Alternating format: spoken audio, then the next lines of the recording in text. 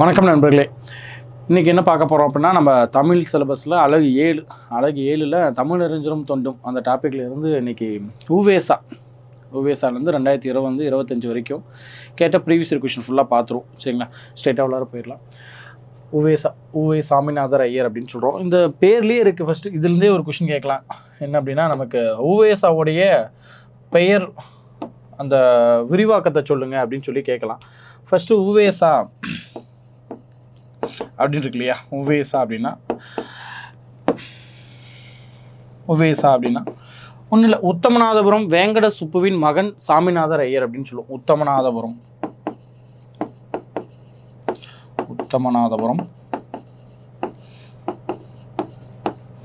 வேங்கட சுப்புவின் மகன்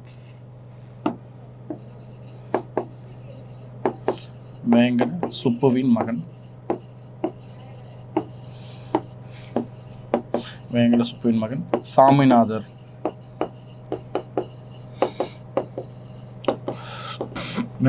மகன் சாமிநாதன் அப்படின்னு சொல்லி சொல்கிறோம். இல்லை, உத்தமநாதபுரம் அப்படிங்கிறது அவருடைய பிறந்த ஊராக கருதுகிறோம். உத்தமநாதபுரம் அப்படிங்கிறது எந்த ஊர் அப்படின்னா, திருவாரூர் மாவட்டத்தில் இருக்கக்கூடியது. திருவாரூர் டிஸ்ட்ரிக்ட் அப்படின்னு எடுத்துக்க வேண்டியதான். திருவாரூர் மாவட்டத்தில் இருக்கக்கூடிய ஊர் பேர் தான் உத்தமநாதபுரம். அவரோட அப்பா பேர் பார்த்தீங்கன்னா வேங்கட சுப்பு. அதனால தான் சொல்கிறேன், வேங்கட சுப்புவின் மகன் சாமிநாதர். இதே அவங்களுடைய தாயார் பெயர் கேட்டாங்க அப்படின்னா சரஸ்வதி அம்மையார்.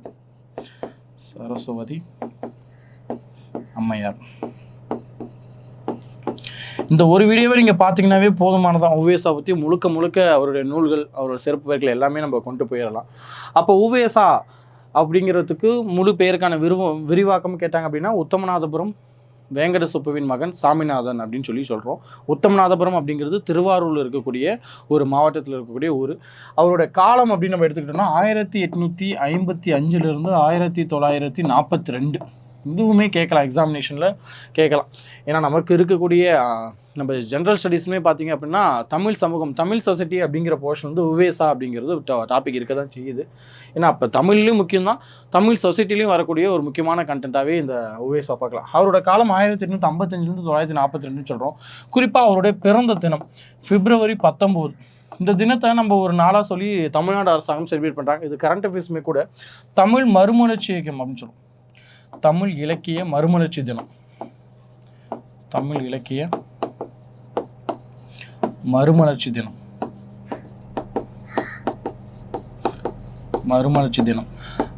அது எப்போதுலேருந்து அப்படின்னா, ஒவ்வொரு வருஷத்துடைய February 19 நம்மளுடைய தமிழ்நாடு அரசால் கொண்டாடப்படக்கூடிய ஒரு விஷயமாக தான் தமிழ் இலக்கிய மறுமலர்ச்சி தினம் அப்படின்னு சொல்கிறோம். இது எப்போதுலேருந்து கொண்டாடுறாங்க அப்படின்னா 2025 இந்த வருஷத்துல தான். ஸோ அப்படின்னா இது கரண்ட் அஃபேர்ஸ். இது கேட்கறதுக்கான வாய்ப்புகளுமே இது நிறையாவே இருக்குது. அப்போ உத்தமநாதபுரம் வேங்கட சுப்புவின் மகன் சாமிநாதர் ஐயர், அவர் பிறந்த ஊர் உத்தமநாதபுரம். அது எந்த மாவட்டத்தில் இருக்குது அப்படின்னா திருவாரூர் அப்படின்னு சொல்கிறோம். அவருடைய பிறந்த தினமான February 19 நம்மளுடைய தமிழ்நாடு அரசாங்கம் தமிழ் இலக்கிய மறுமலர்ச்சி தினமாக கொண்டாடிட்டு இருக்கோம். அவரோட காலம் அப்படின்னா 1855 1942. அவங்களுடைய அம்மையார் பேர் பார்த்தீங்க அப்படின்னா, அவங்களோட தாயார் பேர் பார்த்தீங்க அப்படின்னா சரஸ்வதி அம்மையார் அப்படின்னு சொல்கிறோம். இதெல்லாம் அவருடைய பேசிக்கான விஷயங்கள். நம்ம உள்ளார ஒவ்வொரு கொஷினாக டிஸ்கஸ் பண்ணுவோம். சரிங்களா, ரைட். ஃபர்ஸ்ட் கொஷின் கேட்டிருக்கான் இல்லையா. ஃபர்ஸ்ட் கொஸ்டின், தமிழ் தாத்தா என அழைக்கப்படுபவர் யார் அப்படின்னு கேட்கான். தமிழ் தாத்தா என்று அழைக்கப்படக்கூடியவர் நல்லா தெரிஞ்ச கொஸ்டின், நல்லாவே நமக்கு தெரிஞ்சுது. ஆன்சர் பார்த்தோம் அப்படின்னா உவேசா. தமிழ் தாத்தா அப்படின்னு சொல்லி யாரை சொல்லுவோம் அப்படின்னா உவேசா சொல்லுவோம். உவேசாவை தமிழ் தாத்தா அப்படின்னு சொல்லியது யார் அப்படின்னு கேட்டாங்கன்னா கல்கி. சரி, அப்போ இது அவருடைய சிறப்பு பெயர் நம்ம எடுத்துக்கலாம் இல்லையா. உவேசாவுடைய சிறப்பு பெயராக நம்ம தமிழ் தாத்தா அப்படின்னு எடுத்துக்கிறோம். நிறையா டைம் எக்ஸாமில் கேட்டிருக்காங்க. இன்னும் அவருக்கு வேறு சில சிறப்பு பெயர்களுமே இருக்குது. அப்போ முழுசாக பார்த்துருமா. உவேசாவுடைய வேறு சில சிறப்பு பெயர்கள் தமிழ் தாத்தா அப்படின்னு சொல்கிறோம். வேறு எந்த மாதிரி சொல்கிறோம் அப்படின்னா மகோபாத்தியாயான்னு சொல்கிறோம். மகோபாத்தியாயா அப்படின்னு சொல்கிறோம். ரெண்டாவது பார்த்தோம் அப்படின்னா திராவிட வித்யா பூஷணம் அப்படின்னு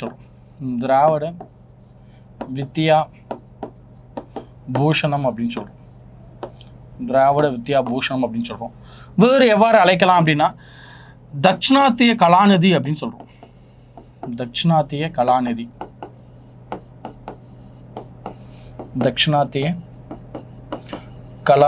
அப்படின்னு சொல்லி சொல்கிறோம்.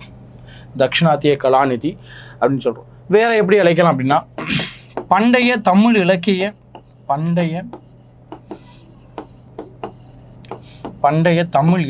பிரதிநிதி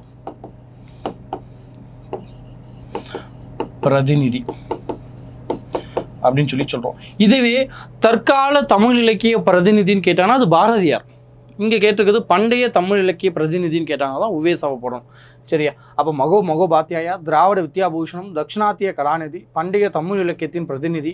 வேற எப்படி சொல்லலாம்னா பதிப்புத்துறை வேந்தர். இதுவும் அடிக்கடி கேட்டிருக்கோம். பதிப்புத்துறையின் வேந்தர் அப்படின்னு சொல்றோம். இன்னொன்று புலமை பெருங்கடல் அப்படின்னு சொல்லலாம்.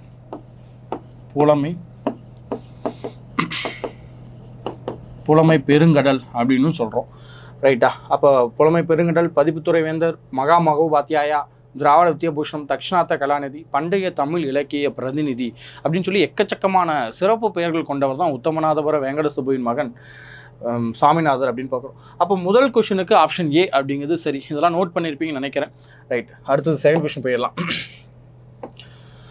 அடுத்து பார்த்தோம் அப்படின்னா சரியான விடையை தேர்ந்தெடுக்க அப்படின்னு கேட்டிருக்காங்க. சரியான விடையை தேர்ந்தெடுக்க கீழ்கண்டவற்றில் உவேசா பற்றிய சரியான தொடரை தேர்ந்தெடுக்க அப்படின்னு கேட்டிருக்காங்க. சரி, ஒவ்வொன்றா பார்த்துருவோம் என்ன கேட்டிருக்காங்க அப்படின்ட்டு.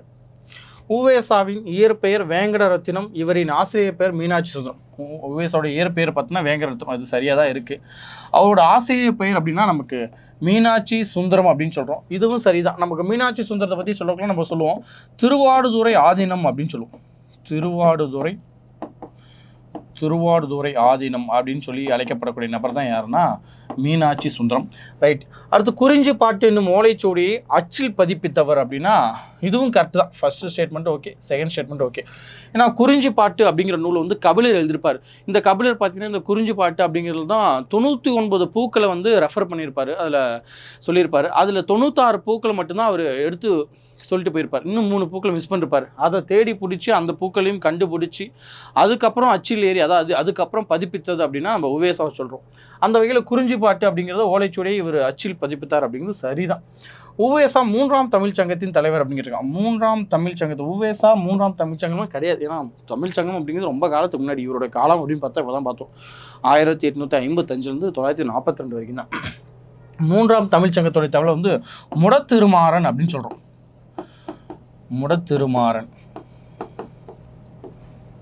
முடத்திருமாறன். அப்போ 3வது ஸ்டேட்மெண்ட் வந்து தப்பாக இருக்குது. அப்போ அதன் அடிப்படையில் பார்த்தோம் அப்படின்னா 1, 2 மட்டும்தான் சரி. இதுக்கு ஆப்ஷன் பி. 2வதுக்கு ஆப்ஷன் பாம்பே அப்படின்னு சொல்கிறோம்.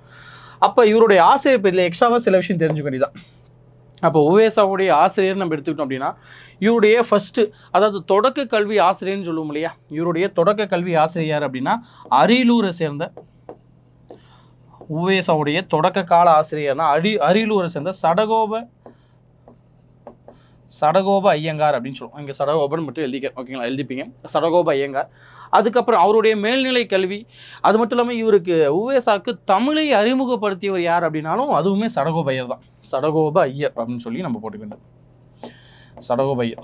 அப்போ தமிழை உவேசாவுக்கு அறிமுகப்படுத்தியவர் அல்லது இவரின் உவேசாவின் ஆரம்ப கால ஆசிரியர் யார் அப்படின்னா நம்ம சடகோப ஐயரை சொல்கிறோம். இதுக்கப்புறம் தொடக்க கல்வி அல்லது மேல்நிலை கல்வியோடைய ஆசிரியர்னா தான் திருவாடுதுறை ஆதீனம் என்று சொல்லப்படக்கூடிய மீனாட்சி சுந்தரனார் சொல்லுவோம். இவர் தான் இவருக்கு உவேசாக்கு என்ன பேர் வைக்கிறாரு? சாமிநாதன் என்று பெயரை வைக்கிறார். சாமிநாதன். ஏன்னா இவருடைய இயற்பெயர்னு பார்க்கக்குள்ள வேங்கட ரத்தினம். தன்னுடைய பெயரை அவருடைய ஆசிரியர் மேலும் பற்றுக்கொண்டு அவரோட ஆசிரியர் பேரே வச்சுட்டார். சரி, ஆசிரியர் என்ன பேர் வைக்கிறாரோ அதே வச்சுட்டாருன்னு பார்த்தோம். அப்போ மீனாட்சி சுந்தரம் இவருக்கு என்ன பேர் சொல்கிறாரு? சாமிநாதன் அப்படின்னு சொல்கிறாரு. இதுக்கப்புறம் இவருடைய இசை ஆசிரியர் பேர் கேட்கலாம். இசை ஆசிரியர் பேர் கேட்டாங்க அப்படின்னா சோமசுந்தர பாரதியார் அப்படின்னு சொல்கிறோம். சோமசுந்தர பாரதியார். யாரோட இசை ஆசிரியர் பேர்? உவேசாவுடைய இசை ஆசிரியர் பேர் என்னன்னு கேட்டாங்க அப்படின்னா சோமசுந்தர பாரதியார். இவருடைய நண்பர் பெயர், உவேசாவுடைய நண்பர் பெயர் கேட்டேன்னா தியாகராஜ செட்டியார்னு சொல்கிறோம் இல்லையா, தியாகராஜ செட்டியார் அப்படின்னு சொல்லி எழுதிக்கலாம். எந்த அளவுக்கு நண்பர் அப்படின்னா உவேசாவுடைய இல்லத்திற்கு இவரோட தன்னுடைய நண்பர் பெயரே வச்சிருப்பார். தியாகராஜ செட்டியாருடைய இல்லம், தியாகராஜ இல்லம் அப்படின்னு சொல்லி பெயரே வச்சிருப்பார். அந்த அளவுக்கு தோழராக இருந்திருக்காங்க. அதுக்கப்புறம் பார்த்தோம்னா இவருக்கு சங்க இலக்கியங்களும் உவேசாவுக்கு சங்க இலக்கியத்திலும் இலக்கியமும் மற்றும் பதிப்பு துறையை அறிமுகப்படுத்தியவர் யாருன்னு கேட்பாங்க. பதிப்பு துறையை அறிமுகப்படுத்தியது யாருன்னு கேட்பாங்க. சேலம் ராமசாமி. இதுவும் கேட்கறதுக்கான வாய்ப்புகள் நிறையவே இருக்கு. அப்போ என்னென்ன கொஸ்டின் பார்த்துருக்கோம் பாருங்களேன். உவேசாவுடைய ஆரம்ப கால ஆசிரியர்னு கேட்டாங்க அப்படின்னா சடகோப ஐயர் அப்படின்னு சொல்கிறோம். அது மட்டும் இல்லாமல் உவேசாவுக்கு தமிழை அறிமுகப்படுத்தியவும் யார் அப்படின்னா நம்ம சடகோப ஐயர் தான். அவருடைய மேல்நிலை கல்வி அதோடைய ஆசிரியர் அப்படின்னு கேட்டாங்க அப்படின்னா திருவாவடுதுறை ஆதீனம் என்று சொல்லப்படக்கூடிய மகாவித்துவான் மீனாட்சி சுந்தரனாரை தான் சொல்கிறோம். அவருடைய இசை ஆசிரியர் அப்படின்னா சோமசுந்தர பாரதியார். அது மட்டும் இல்லாமல் உவேசாவுடைய பிடித்த தோழர் நண்பர் யார் அப்படின்னு கேட்டால் தியாகராஜ செட்டியார். அதனால் அவருடைய இல்லத்துக்கே தியாகராஜர் இல்லம் அப்படின்னு சொல்லி பெயர் வச்சிருப்பார். உவேசாவுக்கு சங்க இலக்கியமும் பதிப்புத்துறையும் அறிமுகப்படுத்தியது யார் அப்படின்னா சேலம் ராமசாமி. சரிங்களா, பதிப்புத்துறை வேந்தர் என்று சொல்லப்படக்கூடிய நபர் யாருன்னா உவேசா. ஆனால் அவருக்கு பதிப்புத்துறையை அறிமுகப்படுத்தி வச்சது யார் அப்படின்னா சேலம் ராமசாமி அப்படின்னு சொல்கிறோம். அப்போ 2வது கொஸ்டினுக்கு ஆப்ஷன் பாம்பே. 3வது கொஸ்டின் நடுவண் அரசு அப்படின்னு கேட்டிருக்காங்க. நடுவண் அரசுக்கு உவேசா செய்த சிறப்புகளை பற்றி கொஸ்டின் கேட்டிருக்காங்க. நடுவண் அரசு உவேசா அவர்களின் தமிழ் தொண்டாற்றினை பாராட்டி அஞ்சல் தலை வெளியிட்டார்னு. தமிழ் தொண்டினை இல்லையா, தமிழ் தொண்டினை பாராட்டி அஞ்சல் தலை வெளியிட்ட ஆண்டு அப்படின்னு கேட்டிருக்காங்க. 2006. 3க்கு ஆப்ஷன் ஏ தான் இல்லையா, 3க்கு ஆப்ஷன் ஏ தான். அது என்னைக்குன்னு கேட்டாங்கன்னா February 16 2006 அன்னைக்கு தான் மத்திய அரசாங்கம் உவேசாவுக்கு சிறப்பு செய்யக்கூடிய வகையில் இவர் என்ன பண்ணிருப்பாங்கன்னா அஞ்சல் தலை விட்டுருப்பாங்க. அதோடு சேர்ந்து 5 ரூபாய் நாணயமும் வெளியிட்டிருப்பாங்க. மத்திய அரசாங்கம் உவேசாவை சிறப்பிக்கும் பொருட்டு 5 ரூபாய் நாணயத்தையுமே வெளியிட்டிருப்பாங்க. அப்போ 3வது கொஸ்டினுக்கு ஆப்ஷன் ஏ அப்படிங்கிறது கரெக்ட். அப்போ 4வது கொஸ்டின் உவேசா தன் சரிதம் என்னும் வரலாற்று நூலை எந்த இதழில் தொடராக எழுதினார் அப்படின்னு கேட்டாங்கன்னா ஆனந்த விகடன். இந்த கொஸ்டின் ரொம்ப ரொம்ப முக்கியம். ஏன்னா அடிக்கடி எக்ஸாமில் கேட்டிருக்கான். உவேசாவுடைய வரலாற்று நூல் அப்படின்னு சொன்னால் என் சரிதம் அல்லது இதுக்கு இன்னொரு பேர் இருக்குது என் சரித்திரம் அப்படின்னு சொல்லலாம். என் சரித்திரம் அப்படின்னு சொல்லலாம். என் சரித்திரம் சொல்லுவோம். ஆனந்த விகடனில் வெளிவந்திருக்கும். எந்த ஆண்டு அப்படின்னா 1940 முதல் 1942 இந்த இடைப்பட்ட காலகட்டத்தில் ஆனந்த விகடனில் அவருடைய வாழ்க்கை வரலாறு வெளிவந்திருக்கும். சரிங்களா, சரி. அப்போ அவருடைய வாழ்க்கை வரலாறு நூல் அப்படின்னா என் சரிதம் அல்லது என் சரித்திரம் 1940 முதல் 42 ஆனந்த விகடனில் வெளிவந்திருக்கு. இந்த ஆனந்த விகடன் அப்படிங்கிறது ரொம்ப முக்கியம். இதுவே அவருடைய கட்டுரை, உவேசாவுடைய கட்டுரை என்னன்னு கேட்டாங்க அப்படின்னா உயிர்மீட்சி அப்படின்னு சொல்கிறோம். உயிர்மீட்சி எதில் வெளிவந்திருக்கும் அப்படின்னா சுதேசி மித்திரன் அப்படின்னு சொல்கிறோம். உயிர்மீட்சி சுதேசி மித்திரன். இதுவும் கேட்கலாம் இல்லையா. அப்போ வாழ்க்கை வரலாறுனா என் சரிதம் அல்லது என் சரித்திரம், அவருடைய கட்டுரை அப்படின்னா உயிர்மீட்சி சுதேசி மித்திரன்லாம் வெளிவந்திருக்கும் அப்படின்னு சொல்கிறோம். அப்போ 4வது கொஸ்டினுக்கு ஆப்ஷன் பாம்பே. ரைட். அடுத்தது 5வது கொஸ்டின் பார்க்குறோம் இல்லையா. தமிழறிஞர்கள் டாக்டர் உவேசா அவர்களின் பெயரில் விரிவாக்கம் என்ன அப்படின்னு கேட்டிருக்காங்க. இப்போ தான் பார்த்தோம் இல்லையா அவருடைய பெயருக்கான விரிவாக்கம் அப்படின்னா ஆப்ஷன் பாம்பே. உத்தமநாதபுரம் வெங்கட சுப்புவின் மகனார் சாமிநாதன் அப்படின்னு சொல்லி நல்லா இப்போ பழகப்பட்டு பார்த்துட்டோம். ஃபர்ஸ்ட்லேயே டெஃபினேஷன் பார்த்துட்டோம். 5வது கொஸ்டினுக்கு ஆப்ஷன் பாம்பே. அடுத்து 6 தமிழ் தாத்தா என்று அழைக்கப்படக்கூடிய நபர் யாருன்னு கேட்டிருக்காங்க. தமிழ் தாத்தா இப்போ தான் பார்த்தோம். கல்கி அவர்களால் இதுக்கு இந்த பேர் கொடுக்கப்பட்டிருக்கும். உவேசா இல்லையா. தமிழ் தாத்தா என்று சொல்லியவர் கல்கி. யாரை சொல்லியிருப்பாங்க அப்படின்னா உவேசாவை சொல்லியிருப்பாங்க அப்படின்னு பார்க்குறோம். அடுத்து 7வது கொஸ்டின் யார் காப்பார் என்று தமிழனை ஏங்கிய போது நான் காப்பேன் என்று எழுதியவர் ஒருவர், அவர் யார் அப்படின்னு கேட்டிருக்காங்க. உவேசா. இதுவும் அடிக்கடி கேட்டிருக்காங்க இல்லையா. ஆக்சுவலி பார்த்தோம் அப்படின்னா தமிழ் அன்னியே அழுதுதான் ஒரு கதை இருக்குது. தமிழ் அழிவை நோக்கி போயிட்டு இருக்கு. யார் காப்பார் தமிழனை அப்படின்னு சொல்லி அது ஏங்கிய போது நான் காப்பேன் அப்படின்னு வந்தவர் தான் உவேசா அப்படின்னு சொல்கிறோம். ஏன் அப்படி சொல்கிறோம் அப்படின்னா நமக்கு ஈரோடு கொடுமுடி அப்படிங்கிற இடத்துல 3000க்கும் மேற்பட்ட ஏழை சுவடிகள் எழுத்து படிவுகள் அங்கே காணப்படும். அதெல்லாம் மீட்டெடுத்து பதிப்பித்து வெளியே வந்திருப்பார் இல்லையா, வெளியே கொண்டு வந்திருப்பார். அதன் வகையில் யார் காப்பா என்று தமிழனை எங்கிய போது நான் காப்பேன் என்று சொல்லியவர் யாருன்னா உவேசா. 7க்கு ஆப்ஷன் ஏ அப்படின்னு சொல்கிறோம். 8 சூழியல் வின்சென்ட் பாராட்டிய தமிழறிஞர் அப்படின்னா உவேசா. இதுவும் அடிக்கடி கேட்டிருக்கான். இதுவும் வெளிநாட்டு அறிஞர்கள் 2 உவேசாவை பாராட்டியுள்ளனர். ஒருவர் சூழியல் வின்சென்ட், இன்னொருத்தர் ஜியூபோப். சரிங்களா, அப்போ இதையும் பார்த்துக்கணும். 2 பேர் கொடுத்தாலும் செய்தான். சூழியல் வின்சென்ட் மற்றும் ஜியூபோப் பாராட்டிய தமிழறிஞர் அப்படின்னாலும் உவேசா தான். அது நல்லா பார்த்து வச்சுக்கணும். அப்போ 8வது கொஸ்டினுக்கு ஆப்ஷன் சி அப்படின்னு சொல்லி சொல்கிறோம். அடுத்து 9வது கொஸ்டின். பாருங்க, திரும்ப அதே கொஸ்டின் தான் ரிப்பீட் ஆகிட்டே இருக்குது. ஆனந்த விகடனில் இதழில் தம் வாழ்க்கை வரலாற்றை தொடராக எழுதியவர் அப்படின்னா உவேசா. அந்த வாழ்க்கை வரலாற்று என்ன நூல் அப்படின்னா என் சரிதம். இப்போ தான் பார்த்தோம்.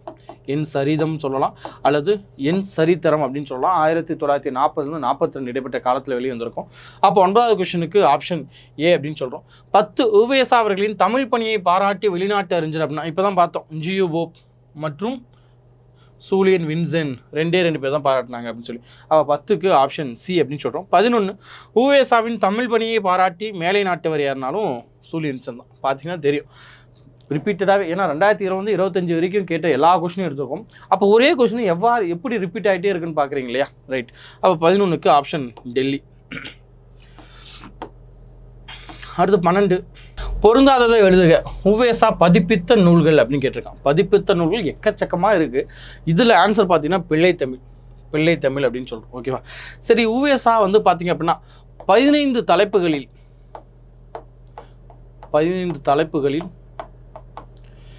81ன்னு சில புக்கில் கொடுத்துருக்கான், சில புக்கில் 87ன்னு கொடுத்துருக்கான். நம்ம 87 சூஸ் பண்ணுவோம், ஏன்னா தமிழ் புக்கில் அதான் இருக்குது. ஏன்னா பழைய புத்தகத்தில் 15 தலைப்புகளில் 87 நூல்களை பதிப்பித்தவர் அப்படின்னா தான் உவேசா. அதில் ஒன்று தான் பார்த்தீங்கன்னா பிள்ளை தமிழ் அப்படின்னு சொல்கிறோம். சரி, அப்போ அவர் பதிப்பித்த நூல்கள் பார்ப்போமா? ஃபஸ்ட்டு வந்து அவர் பதிப்பித்த நூல்கள் என்னென்னு பார்க்கணும், பதிப்பித்த காப்பியங்கள் என்னென்னு சொல்லிட்டு பார்க்கணும். பதிப்பித்த நூல்கள் அப்படின்னு நம்ம எடுத்துக்கிட்டோம் அப்படின்னா இப்படி வந்துடுறேன். ஃபஸ்ட்டு பார்த்தீங்கன்னா பதிப்பித்த நூல்கள் அப்படின்னா ஃபஸ்ட்டு வந்து நீலி இரட்டைமணி மாலை. நீலி இரட்டைமணி மாலை, நீலி இரட்டைமணி மாலை. ரெண்டாவது தான் பார்த்தீங்கன்னா வேணுலிங்க விழா சிறப்பு அப்படின்னு சொல்லுவோம். வேணுலிங்க விழா சிறப்பு. சில புத்தகத்தில் இந்த வேணுலிங்க விழா சிறப்பு தான் அவர் பதிப்பித்த முதல் நூலுன்னு கொடுத்துருப்பாங்க. ஆனால் அது தவறு, நீலி இரட்டைமணி மாலை தான். ஏன் அப்படின்னா இது வந்து 1874 பதிப்பிச்சிருப்பார். இது வந்து 1878 தான் பதிப்பித்து சொல்கிறாப்புல. அடுத்து பார்த்தீங்க அப்படின்னா இதே போதும் தான். ஃபஸ்ட்டு நூல், 2வது நூல் பார்த்தோம். இதே அவர் பதிப்பித்த காப்பியம் அப்படின்னு கேட்டாங்கன்னா நமக்கு தெரியும். ஃபஸ்ட்டு வந்து சீவக சிந்தாமணி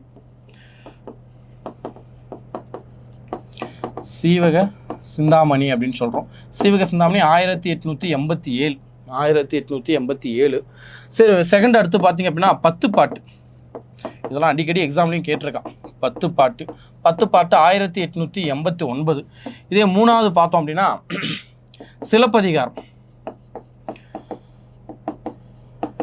சிலப்பதிகாரம் பார்த்தீங்க அப்படின்னா 1892 இல்லையா?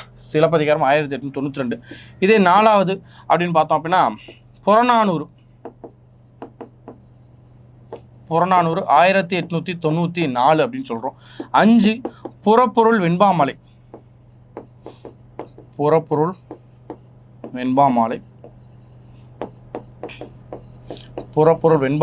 1895 அப்படின்னு சொல்கிறோம். இதே அடுத்த நூல் பார்த்தோம் அப்படின்னா வெண்பாமாலை தச்சா மணிமேகலை பார்த்தீங்க அப்படின்னா 1898ன்னு சொல்கிறோம். அடுத்து 7வது பார்த்தீங்க அப்படின்னா ஐங்குறுநூறு அப்படின்னு சொல்கிறோம். ஐங்குறுநூறு 1903 அப்படின்னு சொல்கிறோம். ஐங்குறுநூறு. அடுத்து 10 பாட்டு வந்துருச்சு. அடுத்து பதிற்று 10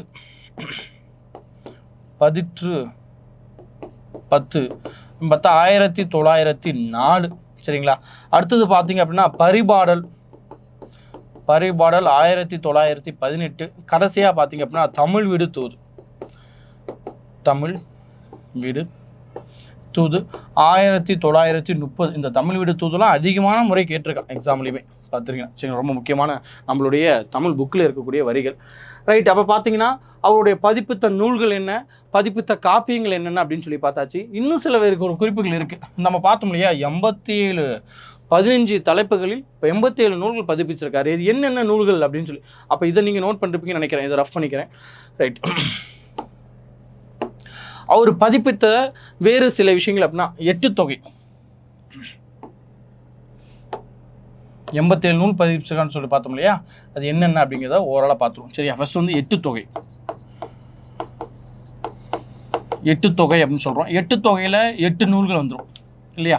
அடுத்து 10 பாட்டு 10 பாட்டில் 10 நூல் வந்துடும்.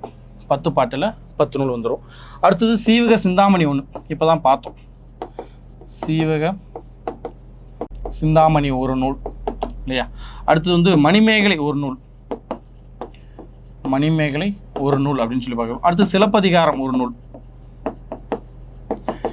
சிலப்பதிகாரம் ஒரு நூல் அப்படின்னு சொல்லி பார்க்குறோம். இது ஒரு செட்டாக ஞாபகம் வச்சுக்க வேண்டியதான். அடுத்தது வெண்பா, வெண்பா நூல்கள், வெண்பா நூல்கள் பார்த்தீங்கன்னா 13. அடுத்தது புராணங்கள், புராணங்கள் பார்த்தீங்க அப்படின்னா 12, புராணங்களை பார்த்தீங்க அப்படின்னா 12 அப்படின்னு சொல்லலாம். அடுத்து தூது, தூது பார்த்தீங்க அப்படின்னா 9. அடுத்தது தூதுன்னு சொல்லி பார்த்தீங்கன்னா 9, தூது பார்த்தீங்கன்னா 9 கிடையாது, இது வந்து 6. தூது பார்த்தீங்க அப்படின்னா 6. உலா, உலா தான் பார்த்தீங்கன்னா 9. அடுத்து கோவை பார்த்தீங்கன்னாலும் 6 தான், கோவை பார்த்தீங்கன்னாலும் 6. அடுத்து அந்தாதி, அந்தாதி பார்த்தீங்க அப்படின்னா 3, அந்தாதி பார்த்தோம் அப்படின்னா 3.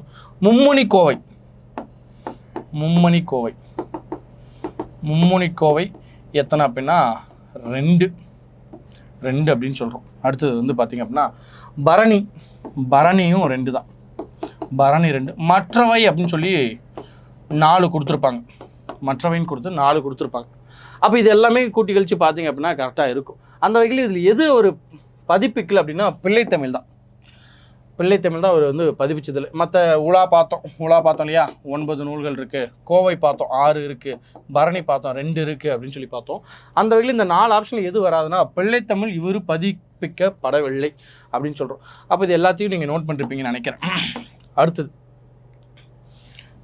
அடுத்தது சாமிநாதன் என்று ஆசிரியரால் பெயரிடப்பட்டவர். இப்போ தான் பார்த்தோம், உவேசாவுடைய ஆசிரியர் திருவாடுதுறை ஆதீனம் என்று சொல்லப்படக்கூடிய மகாவித்வான் மீனாட்சி சுந்தரனால் இவருக்கு என்ன பெயர் அளிக்கப்பட்டிருக்கும் அப்படின்னா சாமிநாதன் பார்த்தோம். யார் அப்படின்னா உவேசாக்கு அவருடைய ஆசிரியர் பேர் இங்கே எழுதிக்கோங்க, மகாவித்வான் மீனாட்சி சுந்தரனார் அப்படின்னு சொல்லி.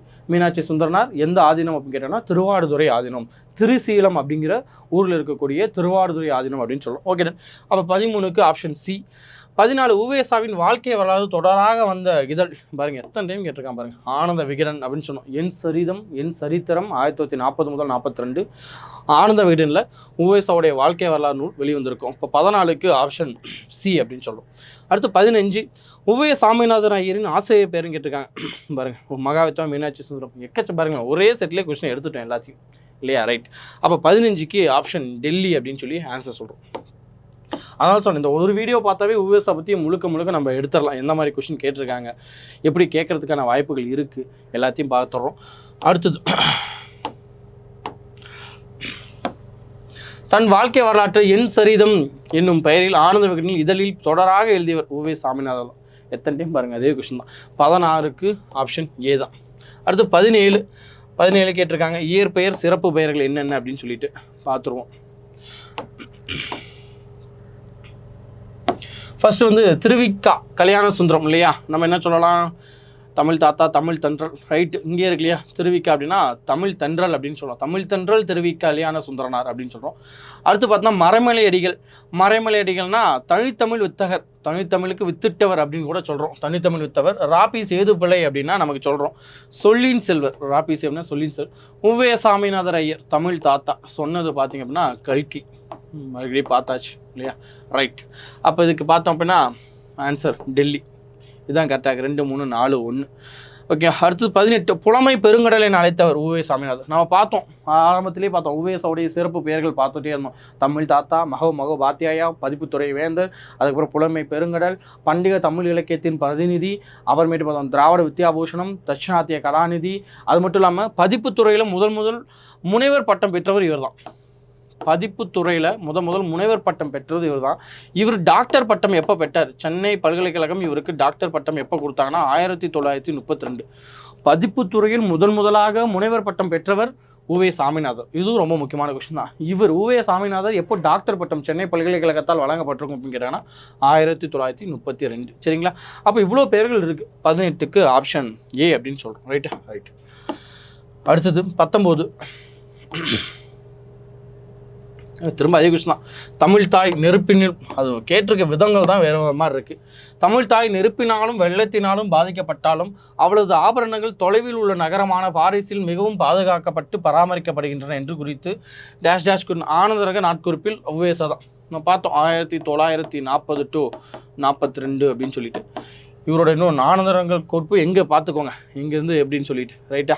அப்போ 19க்கு ஆப்ஷன் பாம்பே. நிறைய டைம் டிஸ்கஸ் பண்ணியாச்சு. அடுத்து 20, உவேசா அவர்களது தனது வாழ்க்கை வரலாற்றில் தொடராக எழுதியது ஆனந்த விகடன். வர இந்த ஒரு கொஷினே வந்து இருக்கிறதே உவேசால ஒரு 25 கொஷின் தான் இருக்கும். ஆனால் இதுலேயே ஒரு 7-8 டைம் வந்து இந்த கொஷினை ரிப்பீட் பண்ணிட்டான். அப்போ 20க்கு பார்த்தீங்க அப்படின்னா ஆப்ஷன் டெல்லி. அடுத்தது மணிமேகலை உரை குறிப்பு எழுதியவர். மணிமேகலை உரை குறிப்பு இப்போ பார்த்தோம் அப்படின்னா மணிமேகலை உரை குறிப்பு எழுதுவது உவேசா தான். இது அவருடைய நூல்கள் இருந்து கேட்டிருக்கான். அப்போ 21க்கு ஆப்ஷன் ஏ. இதில் இதுவும் பார்க்கலாம், உவேசாவுடைய நூல்கள் என்னென்ன அப்படின்னு சொல்லிட்டு அது பார்த்துருவோம். உவேசாவுடைய கவிதை நூல் அப்படின்னு சொல்லி ஈஸியாக ஞாபகம் வச்சுக்கலாம். இப்போ கவிதையெல்லாம் யார் மேலே எழுதுவோம்? பெண்களை பார்த்தா கவிதை எழுதுவோம். அப்போ பெண்கள்னா கன்னி ஞாபகம் வச்சுக்கோங்க. கன்னி அப்படின்னு வச்சுக்கோ. என்ன கன்னினா கயற்கன்னி மாலை. சும்மா ஷார்ட்கட்டுக்காக தான். கயற்கன்னி மாலை. ரெண்டாவது தமிழ்ப்பா மஞ்சரி.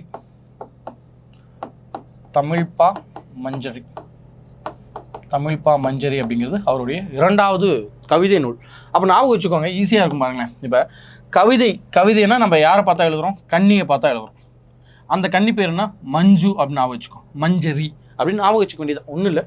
கவிதை உவேசாவுடைய கவிதை நூல் கேட்டாங்கன்னா கயற்கன்னி மாலை, இன்னொன்று தமிழ்ப்பா மஞ்சரி அப்படின்னு சொல்கிறோம். ரைட், முடிஞ்சிச்சு. அடுத்தது இவருடைய உரைநடை நூல்கள் கேட்கலாம் எக்ஸாமில். இவருடைய உரைநடைகள் கேட்டாங்க அப்படின்னா இதுவும் ஈஸியாக ஞாபகம் வச்சுக்க வேண்டியது. உரைநடைகள் ஓகேவா? பார்த்துருமா? Right, first question. பழையதும் புதியதும்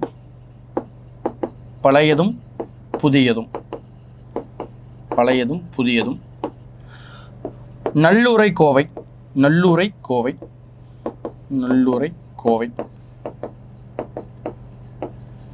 மூணாவது நல்லுரை கோவை. கலைமகள் துதி.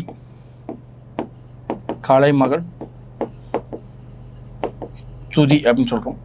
நாலாவது பார்த்தீங்க அப்படின்னா பழையதும் புதியதும் நல்லுரை கோவை, கலைமகள் துதி.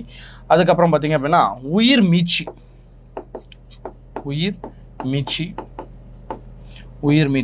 அடுத்து பார்த்தீங்க அப்படின்னா ஆனந்த வள்ளியம்மை.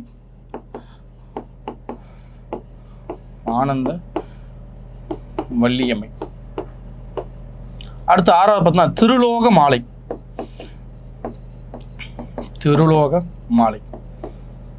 இதெல்லாம் அவருடைய உரைநடை நூல்கள். என்னென்ன பாருங்க: பழையதும் புதியதும், நல்லுரை கோவை, கலைமகள் துதி, உயிர் மீட்சி, ஆனந்த வள்ளியம்மை, திருலோக மாலை. இதெல்லாம் அவருடைய உரைநடை நூல்கள் அப்படின்னு சொல்கிறோம். இதுக்கப்புறம் அவருடைய இலக்கிய நூல்கள் அப்படின்னு கேட்டாங்கன்னா அதுவும் ரொம்ப முக்கியம் தான். ஃபர்ஸ்ட் அவருடைய நூல்கள் அப்படின்னு கேட்டாங்கன்னா நம்ம இங்கே டிஸ்கஸ் பண்ணுறதே போதும், எக்ஸாமுக்கே அதுவே தான் மேக்ஸிமம் கேட்பாங்க. ஃபஸ்ட்டு ஞாபகம் வச்சுக்கோங்க, 5 சரித்திரத்தை படிச்சிருக்காரு. 5 சரித்திரம். என்னென்ன சரித்திரம் அப்படின்னா இப்போ பார்க்க போகிறது நூல்கள் தான், சரிங்களா? ஒவ்வொன்றா பார்க்க. ஃபஸ்ட்டு மகாவித்வான் மீனாட்சி சுந்தரம் சரித்திரம். மகாவித்வான்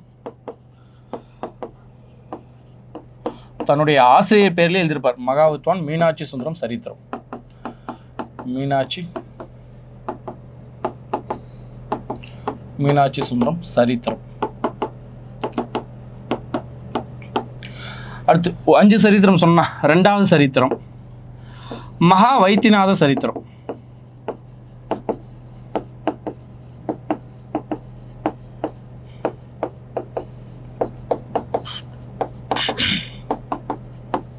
மகா வைத்தியநாத சரித்திரம். 3வது புத்தர் சரித்திரம்.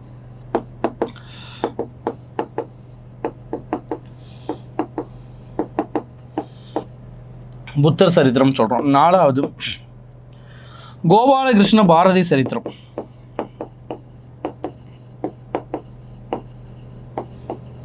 கோபாலகிருஷ்ண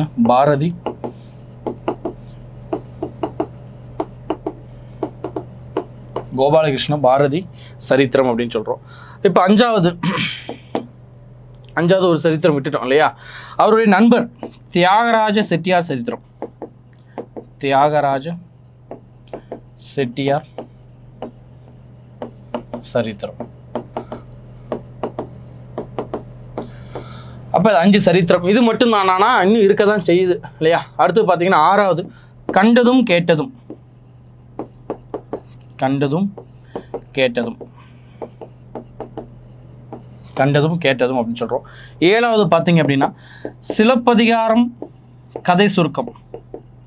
சிலப்பதிகாரம் கதை சுருக்கம். 8 பார்த்தீங்க அப்படின்னா மணிமேகலை கதை சுருக்கம். மணிமேகலை இங்கே பார்த்துருக்கோம் இல்லையா, இங்கே கேட்ட நூல் தான் மணிமேகலை கதை சுருக்கம். அடுத்து 9வது பார்த்தீங்க அப்படின்னா உதயணன் கதை சுருக்கம். ஷார்ட்டாக எழுதி போடுறேன், உதயணன் கதை சுருக்கம் அப்படின்னு சொல்லலாம். அப்போ 9வது நூல் அதுன்னு எடுத்துக்கலாம். அடுத்து 10 பார்த்தீங்க அப்படின்னா நினைவு மஞ்சரி. நினைவு மஞ்சரி. நினைவு மஞ்சரி. 11 பார்த்தீங்க அப்படின்னா மத்தியார்ச்சன மார்கணி மான்மியம். மத்தியார்ச்சன மான்மியம் அப்படின்னு சொல்கிறோம். மான்மியம். 12 பார்த்தீங்க அப்படின்னா பார்த்தீங்கன்னா திருக்குறளும் திருவள்ளுவரும். திருக்குறளும் திருவள்ளுவரும். திருவள்ளுவம். ஓகேவா. கடைசியாக பார்த்தீங்கன்னா 13 அப்படின்னு எடுத்துக்கலாம். 13 சங்கத்தமிழும் பிற்கால தமிழும். சங்க தமிழும்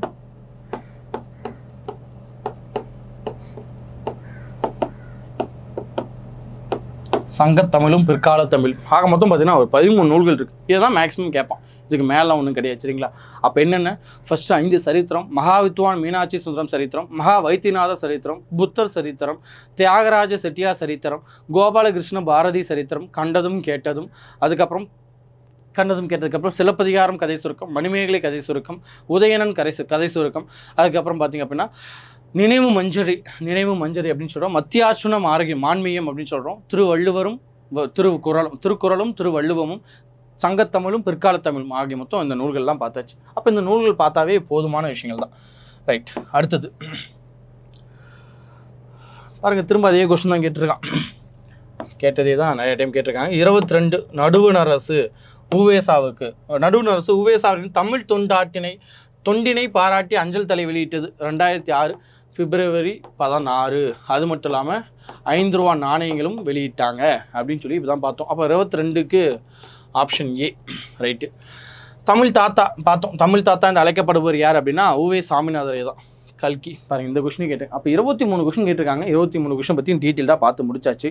அப்போ ஓவராலாக நம்ம பார்க்கக்குள்ள ஓஎஸ்ஆவுடைய சிறப்புகள் முழுசாகவே பார்த்து முடிச்சாச்சு. ஓவராலாக ஃபுல்லாக சொல்கிறேன். நீங்கள் இது வரைக்கும் பார்த்ததை ஒவ்வொரு டைம் அப்படியே ரிவைஸ் பண்ணிக்கோங்க. சரிங்களா, சரியாக போயிடும். அப்போ உவேசாவுடைய விரிவாக்கம் அப்படின்னு கேட்டாங்கன்னா உத்தமநாதபுரம் வேங்கட சுப்புவின் மகன் சாமிநாதர் அப்படின்னு சொல்கிறோம். உவேசாவுடைய இயற்பெயர் அப்படின்னு கேட்டாங்கன்னா வேங்கட ரத்தினம் அப்படின்னு சொல்கிறோம். அவருடைய ஆசிரியர் அவருக்கு என்ன பேர் வச்சானா சாமிநாதன். யார் அது ஆசிரியர் அப்படின்னா திருவாரூரை ஆதீனம் என்று சொல்லப்படக்கூடிய மகாவித்வான் மீனாட்சி சுந்தரனார் இவருக்கு சாமிநாதர் என்று பெயர் வைக்கிறார். இவருக்கு ஆரம்ப கால மற்றும் தமிழை அறிமுகப்படுத்தியது அப்படின்னு கேட்டாங்க அப்படின்னா அரியலூர் சடகோப ஐயர் அப்படின்னு சொல்கிறோம். சடகோப ஐயர் ஆசிரியர்னு சொல்கிறோம். அதுக்கப்புறம் இவருடைய இசை ஆசிரியர் அப்படின்னா சோமசுந்தர பாரதியார் அப்படின்னு சொல்கிறோம். இவருடைய நண்பர் அப்படின்னு கேட்டோம் அப்படின்னா நமக்கு தியாகராஜர் அப்படின்னு சொல்கிறோம். தியாகராஜர் அதனால் தன்னுடைய நண்பர் மீது பற்றுக்கொண்டு தன்னுடைய நண்பர் பெயரே தன்னுடைய இல்லத்துக்கு வச்சாங்க. தியாகராஜ இல்லம் அப்படின்னு சொல்லிட்டு பெயர் வச்சதாகவும் இருக்குது. ரைட்டா. சரி, அப்போ அவருடைய பேசிக்கான விஷயம் பார்த்தாச்சு. இவருடைய பணிகள் அப்படின்னு எடுத்துக்கிட்டோம் அப்படின்னா 1880 இதுவுமே கேட்கலாம். அவருடைய பணிகள் அப்படின்னு கேட்டாங்க அப்படின்னா 1880 இல்லையா, 1880 ஒரு 23 வருஷம் குடந்தை, அதாவது கும்பகோணம் சொல்லுவோம். குடந்தை தான். கும்பகோணத்தில் தமிழ் ஆசிரியராக இருந்தார்.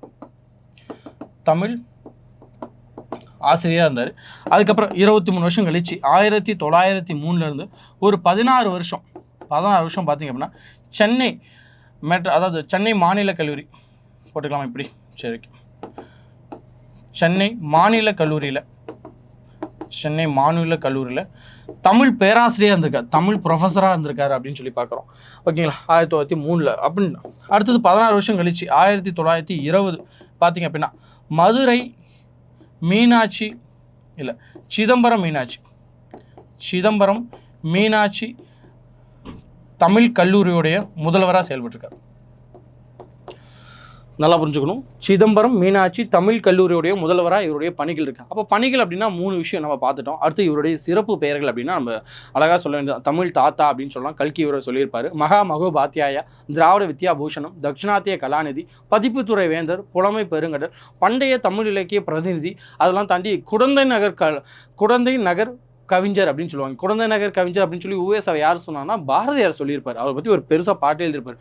குடந்தை நகர் கோவை, பொதிகை மலை சிறப்பை அப்படின்னு சொல்லிட்டுலாம் பாரதியார் உவேசா பற்றி சிறப்பாக சொல்லியிருப்பார். அதுக்கப்புறம் அவருடைய கவிதை நூல்கள் அப்படின்னு எடுத்துகிட்டா 2 நூல் இருக்குது. தமிழ், அதாவது கயற்கண்ணி மாலை, தமிழ்ப்பா மஞ்சுரி. உரைநடைகள் நூல்னு பார்த்தீங்கன்னா பழையதும் புதியதும் வந்துருச்சு அப்படின்னா. அதுக்கப்புறம் பார்த்தீங்கன்னா நல்லுரை கோவை, கலைமகள் துதி அப்படின்னு சொல்லி பார்க்குறோம். உயிர்மீட்சிக்கு அப்புறம் பார்த்தோம் அப்படின்னா உயிர்மீட்சிக்கு அப்புறம் ஆனந்த வள்ளியம்மை, அதுக்கப்புறம் திருலோக மாலை. இதெல்லாம் அவருடைய உரைநடை நூல்கள். இதே அவருடைய நூல்கள் அப்படின்னு மட்டும் கேட்டாங்க அப்படின்னா மகாவித்வான் மீனாட்சி சுந்தரம் சரித்திரம், மகா வைத்தியநாத சரித்திரம், புத்தர் சரித்திரம், அதுக்கப்புறம் கோபாலகிருஷ்ண பாரதி சரித்திரம், அதுக்கப்புறம் தியாகராஜ செட்டியார் சரித்திரம், கண்டதும் கேட்டதும், மணிமேகலை உதய கதை சுருக்கம், சிலப்பதிகாரம் கதை சுருக்கம், உதயணன் கதை சுருக்கம், அதுக்கப்புறம் பார்த்தோம்னா நினைவு மஞ்சரி, மத்தியார்சனம் ஆன்மீகம், அதுக்கப்புறம் பார்த்தீங்க அப்படின்னா தான் வள்ளுவரும் திருக்குறளும், சங்கத்தமிழும் பிற்கால தமிழும் ஆகிய இவ்வளவு நூல்கள் வந்து உவே சாமிநாதன் எழுதியிருக்காரு. இதெல்லாம் அவருடைய பேசிக்கான விஷயங்கள். அப்புறம் பார்த்துட்டோம் இல்லையா. அவருடைய வாழ்க்கை வரலாறு என்று சொல்லப்படக்கூடிய என் சரிதம் அல்லது என் சரித்திரம் 1940 முதல் 42 ஆனந்த விகடனில் வெளிவந்திருக்கும். இவருடைய கட்டுரை நூல்கள் உயிர்மீட்சி அப்படின்னு சொல்கிறோம், சுதேசி மித்திரனில் வெளிவந்திருக்கும். இவரை வெளிநாட்டிலிருந்து பாராட்டிய இருபெரும் புலவர்கள் அப்படின்னா ஜியூபோப் மற்றும் சூலியன் வின்சன் அப்படின்னு சொல்லி பார்க்குறோம். இதெல்லாம் உவேசாவுடைய பேசிக்கான விஷயங்களாக இருக்கக்கூடியதான்.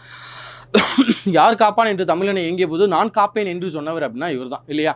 அது மட்டும் இல்லாமல் குறிஞ்சி பாட்டில் இருக்கக்கூடிய 96 பூக்கள் கபிலரால் சுட்டு காட்டப்பட்டிருக்கும். அதில் மீதி இருக்கக்கூடிய 3 பூக்களை இவர் தான் கண்டுபிடிச்சு அதை பதிப்பித்து வெளியிட்டிருப்பார் அப்படின்னு சொல்லி பார்த்தோம். அது மட்டும் இல்லாமல் 15 தலைப்பைகள் 87 நூல்களை இது வரைக்கும் பதிப்பிட்டிருக்காரு அப்படின்னு சொல்லி பார்த்துருக்கோம் இல்லையா. அதுவும் பார்த்தா 8 தொகையில் 8 நூல்களும், 10 பாட்டில் 10 நூல்களும், அதுக்கப்புறம் புறப்பொருள் வெண்பாம் அதாவது சீவக சிந்தாமணி 1 நூலும், மணிமேகலை 1 நூல், சிலப்பதிகாரம் 1 நூல், அதுக்கப்புறம் புராணங்கள் 12, வெண்பாக்கள் 13 என்றும், தூது உலா அப்படின்னா 9, தூது 6, கோவை மாலை கோவையும் மாலை அதாவது கோவைன்னு சொல்லுவோம், கோவைனா 6 அப்படின்னு சொல்கிறோம், மும்மணி கோவை அப்படின்னா 2, அந்தாதி அப்படின்னா 3, பரணி அப்படின்னா 2, மற்றவை 4 அப்படின்னு சொல்லிட்டு பார்த்தோம் இல்லையா. இந்த லிஸ்ட் இதில் பதிப்பிக்காதது அப்படின்னா பிள்ளை தமிழ் அப்படின்னு சொல்லி ஒரு கொஸ்டின் கேட்டிருந்தாங்க. அப்போ இவ்வளோவுக்கும் உவேசா இருக்குது. இவ்வளோ தான் போதுமான டீட்டெயில்ஸே இருக்குது இது வரைக்கும் சரிங்களா. அடுத்தது நம்ம தேப்போமி, அதுக்கப்புறம் லக்குவனார், அப்படி 1 by 1 போயிட்டு இருப்போம். ஓகே, நன்றி.